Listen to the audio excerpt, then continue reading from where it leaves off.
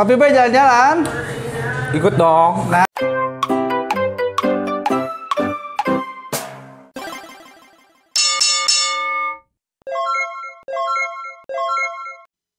Halo, selamat pagi Sobat Kopi. Kali ini Kopi Boy jalan-jalan mau ngopi pagi di Morning Cup nih, Mini Coffee Roastery sejak tahun 2018. Langsung aja kita ke dalam yuk.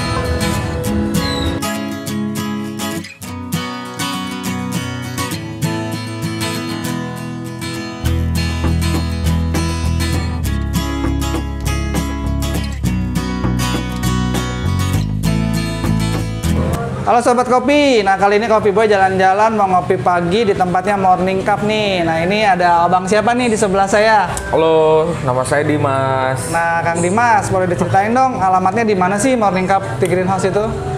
Oke, untuk Tea Greenhouse Coffee Shop and Morning Cup Roastery itu tempatnya di Perum Citra Kebun Mas, Blok P3 nomor 28, dan kalian bisa cari alamat kita itu di Google Map. Ya.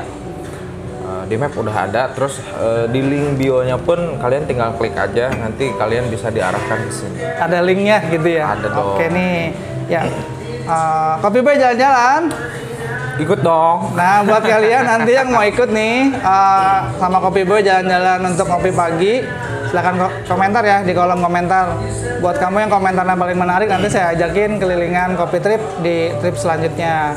Nah, Kang Dimas, selamat pagi nih. Sebelum kita mulai sama anak-anak yang lain, kita ngobrol dulu berdua.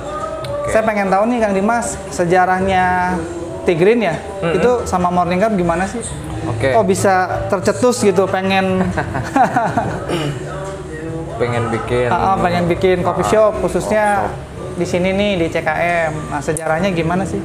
Sebetulnya itu awalnya itu pada saat istri saya itu keluar kerja, kan kerja di salah satu lab kesehatan di Karawang. Terus keluar kerja pengen punya usaha gitu, nggak mau cuma keluar aja udah gitu. Nah, terus dulu tuh awalnya itu sebetulnya Tea Greenhouse ini jual jus, terus si kopinya itu ikut di pojokan gitu. Nah, Bu, boleh nggak ayah ikut jualan kopi dong gitu. Malah jadi ikutan. Ikut jualan kopi dong di pojokan gitu ya dikit. Iya. Nah, terus istri saya bilang, oh ya boleh, nggak apa-apa. Nah, memang selang beberapa bulan kemudian ternyata ya mungkin jusnya kurang bagus gitu ya penjualannya, dan terdominasinya itu sama kopi gitu. Malah ketiban. Ketiban sama kopi, dan akhirnya lama-lama ya jadi coffee shop. Dan Morning Cup Roastery itu kan kita untuk Tea Greenhouse itu mulainya tahun 2017 April, tanggal 25 April. Nah, untuk roastery-nya pun itu kita baru mulai itu sekitar tahun 2018. Tahun kemudian berarti ya mulai roasting sendiri. Tahun kemudian mulai roasting, dan uniknya sebetulnya mesin roasting itu dibeli itu di akhir 2017 kalau nggak salah. Dianggurin dulu dong? Iya, dianggurin karena dulu itu kenapa nggak langsung dipakai, karena saya belajar dulu kesana kemari dulu, jadi saya pengen tahu dulu ya secara knowledge-nya untuk roasting seperti apa baru. Nah, nanti boleh diceritain ya ke teman-teman di luar sana yang nonton, kira-kira proses roasting itu seperti apa. Jadi mungkin biar dapat bayangan nih kalau kita mau jadi penggiat di dunia kopi. Yang saya tahu kan ada banyak nih prosesnya Kang ya. Ada yang di petani, ada yang di roaster, ada juga yang kebanyakan sekarang ini kan di coffee shopnya. Dapurnya nih yang kita banyak mungkin belum paham. Nah, kira-kira Kang Dimas ada apa yang mau di-sharingin seputar dunia roasting nih? Garis umumnya nih, misalnya kerangkanya seperti apa sih kalau di dunia roastingan seperti itu? Jadi kalau misalnya proses kopi itu kan kita lebih mengenal bahwa urutan kopi ini prosesnya dari hulu sampai ke hilir ya. Mulai dari petani yang menanam, terus yang memetik cherry, terus diproses oleh prosesor, dari prosesor itu ke roaster ya. Nah, green bean kan yang dihasilkan oleh prosesor ke roaster, dari roaster itu coffee shop.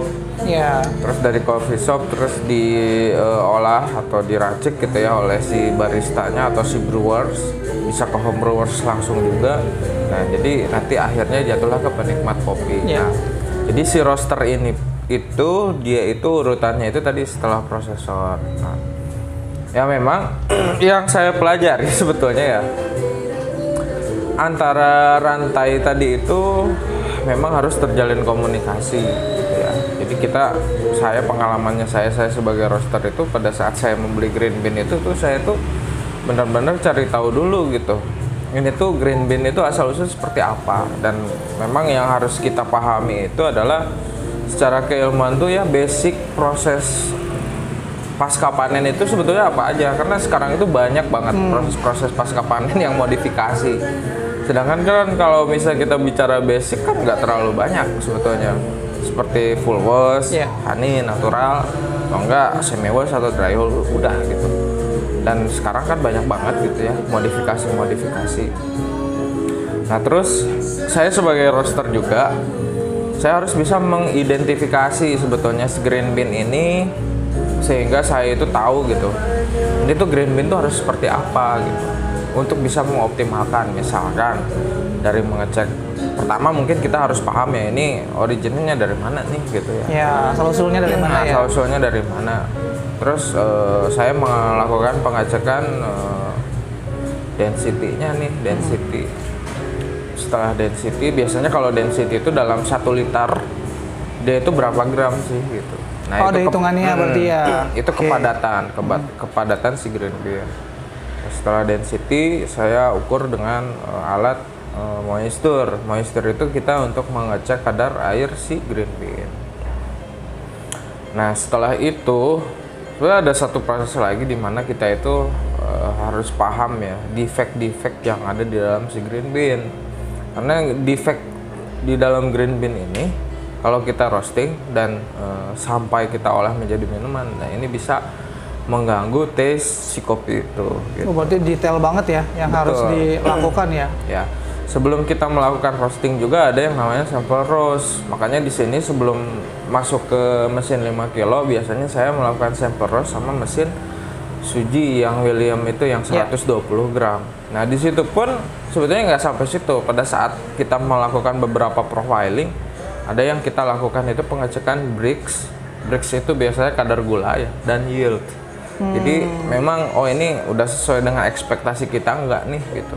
Kalau misalnya udah sesuai dengan ekspektasi, berarti ya kita pilih profile roasting itu, baru kita nanti coba sesuaikan dengan mesin yang 5 kilo gitu. Jadi beda mesin juga beda hasil ya? Seperti beda itu? Mesin beda hasil. Makanya memang mesin ini, karena kan kita masuknya ya seperti artisan lah gitu ya. Artisan, jadi kopi yang kita proses itu bukan kopi industrial yang dari waktu ke waktunya itu akan selalu sama gitu rasanya. Kita mencoba untuk membuat apa ya, maksudnya membuat si kopi yang kita roasting ini benar-benar optimal, manual. Nah, bagaimana cara mengoptimalkan si kopi ini ya tadi kita harus benar-benar tahu dulu ya. Ini kopi itu karakter seperti apa sih, posisinya bagaimana sih gitu, untuk moisturnya, density-nya, terus kita tuh pengennya kayak gimana. Iya. Ekspektasinya sampai seperti itu. Nah kalau roastingan sendiri nih Kang, yang saya tahu kan umum ya, ada light roast, medium, sama dark roast. Nah itu tuh yang membedakan tuh sebetulnya apa sih? Nah, untuk level roasting itu memang ada yang light to medium, itu basicnya ya. Ada medium to dark, ada dark roast. Nah, ini adalah satu proses pematangan yang kita bisa melihat dari warna si roast bean atau si kopi pada saat kita sangrai. Nah, dan juga untuk level roasting ini akan berpengaruh banget terhadap rasa. Nah, kalau misalnya kita berbicara tentang kopi Arabica, kopi Arabica itu kan perbedaannya dengan Robusta bahwa Arabica ini memiliki range flavor yang lebar, jadi memiliki apa ya, potensi cita rasa yang lebih kompleks dibandingkan si Robusta. Nah, jadi kekompleksan si Arabica ini sebetulnya itu kita bisa dapat itu dari acidity-nya. Jadi rasa asam-asam atau fruity buah yang banyak banget gitu. Nah, biasanya untuk bisa mendapatkan kompleksitas rasa atau flavor si kopi ini, kita harus roasting di light to medium. Kenapa? Karena pada saat kondisi di light to medium, untuk proses karamelisasinya itu atau misalnya sweetness-nya itu tidak mendominasi gitu. Jadi acidity-nya yang mendominasi. Nah, pada saat kita masuk ke medium, sweetness-nya yang udah mulai naik dan acidity-nya mulai turun gitu. Sedangkan kompleksitas si kopi ini tuh adanya di acidity gitu. Jadi pada saat acidity-nya naik, terus sweetness-nya naik, acidity-nya turun. Pada saat medium, terus medium to dark itu akan semakin acidity-nya semakin menurun. Jadi kalau misalnya kita merosting kopi di level medium atau medium up, sebetulnya kopi itu akan menjadi lebih monoton. Untuk Arabica ya, akan lebih monoton. Kenapa? Karena yang berasa itu akan manis aja gitu. Manis mungkin terus harum mungkin ya. Tapi sedangkan mungkin ada beberapa customer itu yang sekarang udah mulai pintar gitu. Oh, aku pengen kopi itu misalnya taste note-nya seperti apa nih misalnya dan macam-macam. Oh, bisa di custom juga berarti ya? Bener, bisa di custom. Bisa di custom. Nah, kalau di Tigrin sendiri nih Kang, ada roastingan yang jadi andalan kan nih beans-nya? Oke. Jadi kalau kayak saya pribadi nih suka banget kan sama Sunda Aromanis. Nah, itu kira-kira selalu ready stock nggak sih di Morning Cup itu? Oke, jadi untuk Morning Cup, Morning Cup Roastery ini memang untuk kopi yang kita roasting itu ya Om Arno, dari tahun 2018 sampai saat ini, itu kita selalu kopinya itu aja. Jadi ada Sumedang gitu kan, kalau enggak Manglayang, terus Sunda Aromanis, ya pokoknya klasik Binan. Jadi ada sebetulnya 3 prosesor, mungkin ada 4 lah sama Gayo ya, Bintang Burgayo. Yang itu tuh 5 sama ini Gunung Halu sama Kang Yuda Kofiras. Jadi kita itu memang menjalin hubungan baik gitu dengan prosesor-prosesor tadi. Jadi makanya kopinya itu kalau misalnya Om Arnold lihat tuh kayaknya Morning Cup tuh kopinya Sumedang lagi, Sunda Aromanis lagi. Karena tadi gitu. Dalam proses kita merosting itu prosesnya itu panjang gitu. Untuk sampai kita itu bisa mengenal gitu. Si kopi itu gitu, green bean itu gitu. Jadi kalau misalnya dulu ya mungkin untuk saya bisa melihat kayaknya ini kopi basah gitu ya. Harus dipakai alat ukur maestro. Tapi karena kita sudah bertahun-tahun ya kenal sama kopi itu, dengan saya melihat aja udah tahu, ini kopi kayaknya ada beda nih gitu. Oh, jadi kalau udah kenal tuh kayak lebih ngedip gitu ya? Ngedip ya. Terus pada saat kita misalnya nge-roasting, terus kita cupping, ini kayaknya ada yang salah gitu. Benar. Jadi lidahnya sendiri juga sudah terkalibrasi seperti itu ya? Dengan cita rasa yang kompleks tadi gitu. Iya, dan juga dengan kita tahu kopi itu bertahun-tahun ya, kita bergelut dengan kopi itu bertahun-tahun, kita juga paham sebenarnya itu ini kopi potensinya seperti apa gitu. Seperti kalau misalnya saya berkenalan sama Om Arnold yang baru cuma sehari 2 hari, dan saya udah berkenalan sama Om Arnold bertahun-tahun, kira-kira kita lebih tahu karakter Om Arnold itu yang baru sehari 2 hari atau yang udah bertahun-tahun? Iya, benar. Jadi sama juga ya. Sama. Si kopi juga kayak gitu ya. Sama. Harus kita kenalin ya sampai sedetail mungkin seperti itu. Betul. Tujuannya apa? Tujuannya supaya kita bisa mengoptimalkan kopi itu dan juga kita bisa memberikan istilahnya penjelasan atau pengetahuan secara detail ke si customer. Jadi kita sebagai roaster itu tanggung jawabnya bukan hanya cuman menjual kopi aja. Ini kopi yang kita jual tuh kan itu yang sebetulnya yang teman-teman sekarang pengen jauh lebih tahu gitu ya.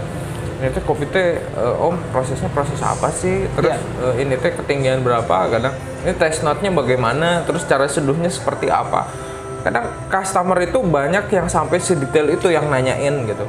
Kalau misalnya kita yang tidak tidak terlalu paham gitu ya dengan asal usul si kopi itu. Yang penting kita nge-roasting, terus kita labeling dengan label yang istilahnya yang kekinian lah, milenial banget gitu, yang penting mah laku.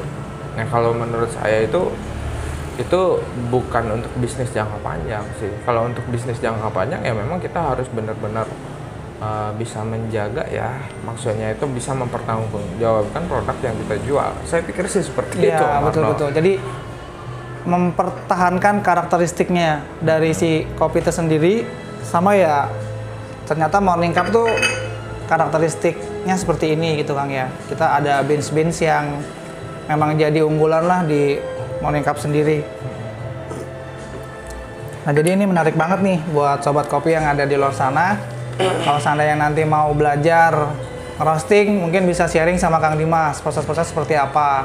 Mau belajar tentang gimana sih berhubungan dengan prosesor gitu ya, itu kan penting juga ya Kang Dimas ya? Ya, karena ya gitulah, sama aja sih. Betul.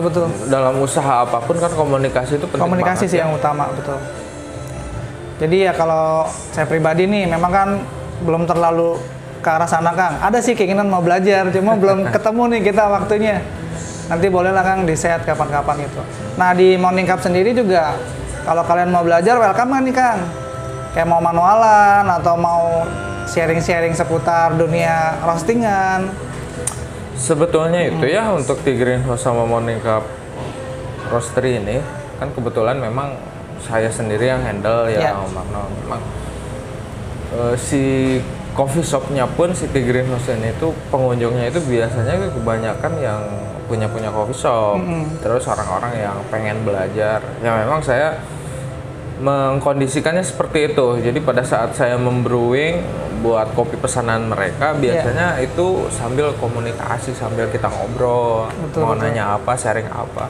Seperti ya kemarin itu yang sekarang masih intens itu ada salah satu pemilik coffee shop yang dia itu datang ke sini itu kan gimana ya sebetulnya bisnis coffee shop saya itu sehat atau enggak. Nah ini kita mulai ngecek gitu ya dari keuangannya, perencanaan keuangan seperti apa, sampai kita membreakdown mana sih yang menjadi variable cost, mana yang menjadi fixed cost.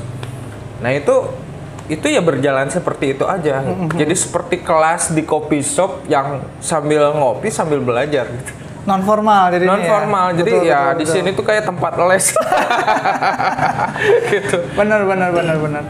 Jadi ya saya juga merasa beruntung banget sebetulnya nih bergabung di komunitas yang sama dengan Kang Dimas. Jadi kan ya selain teman-teman barista di luar sana gitu ya yang skillnya lebih mumpuni gitu kan ya, punya jam terbang lebih banyak, di komunitas kita juga di Karawang Menyeduh ya banyak profesi lain sebetulnya Kang ya. Ya Kang Dimas khususnya lebih concern di roastingan. Ada prosesor juga kita punya Kang Aang ya kan.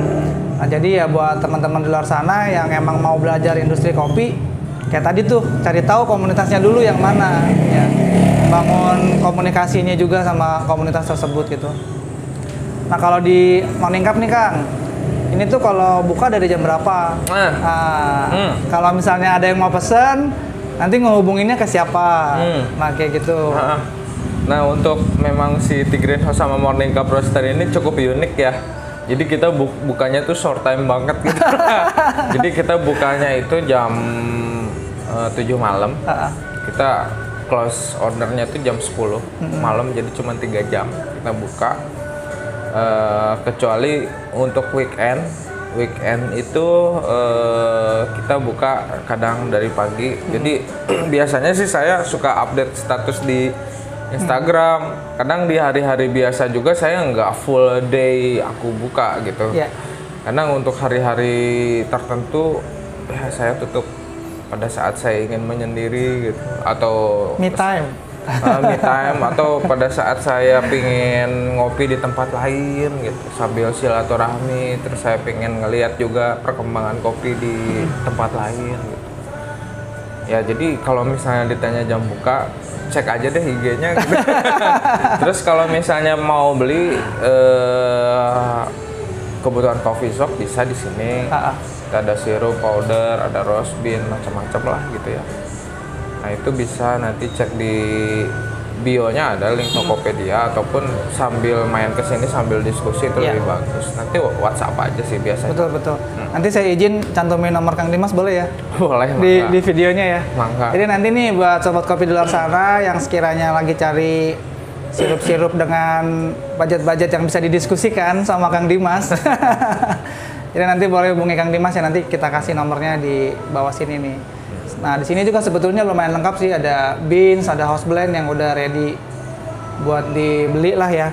Kayak gitu, ada sirup juga, ada powder juga, nanti kita tambahin gambar-gambarnya di sini.